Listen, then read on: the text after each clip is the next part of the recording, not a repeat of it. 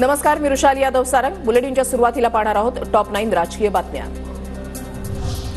बारामतीमध्ये अजितदादाच राष्ट्रवादीचे उमेदवार. Parliamentary board Ajit पवारांच्या नावावर चर्चा करणार, सूत्रांची माहिती.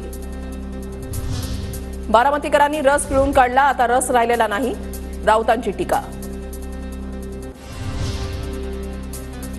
अजितदादा कर्जत जामखेडमध्ये पुतण्याविरोधात लढण्याची शक्यता. अजितदादा घरातच लढणार, संजय राऊतांचा निशाणा.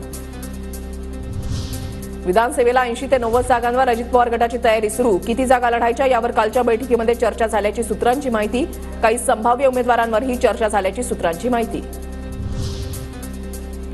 नवाब मलिक अजित पवार गटातच. रात्री पार पडलेल्या दादांच्या कोर कमिटीच्या बैठकीमध्ये नवाब मलिकांची उपस्थिती.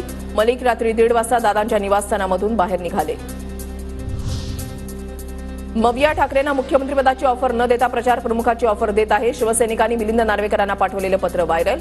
मविया ठाकरेंना मुख्यमंत्रीपदाचा उमेदवार घोषित करत असेल तरच प्रचार प्रमुख बनावं, कार्यकर्त्यांची मागणी. महाविकास आघाडीमध्ये काँग्रेस विदर्भामध्ये 62 पैकी 40 पेक्षा जास्त जागांवर दावा करणार, सूत्रांची माहिती. काँग्रेसच्या सर्व्हेमध्ये विदर्भात ठाकरे गट आणि शरद पवार गटाच्या तुलनेमध्ये काँग्रेसला जास्त पसंती असल्याची सूत्रांची माहिती. छत्रपती संभाजीनगर मध्य विधानसभेच्या जागेवरून शिंदे गटामध्ये रस्सीखेच. शिंदे गटाचे जिल्हा प्रमुख राजेंद्र जंजाळ निवडणूक लढण्यास इच्छुक. मध्य मतदारसंघामध्ये शिंदे गटाचे प्रदीप जयस्वाल विद्यमान आमदार.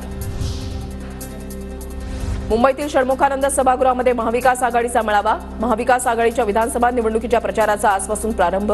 प्रमुख नेते मार्गदर्शन करणार.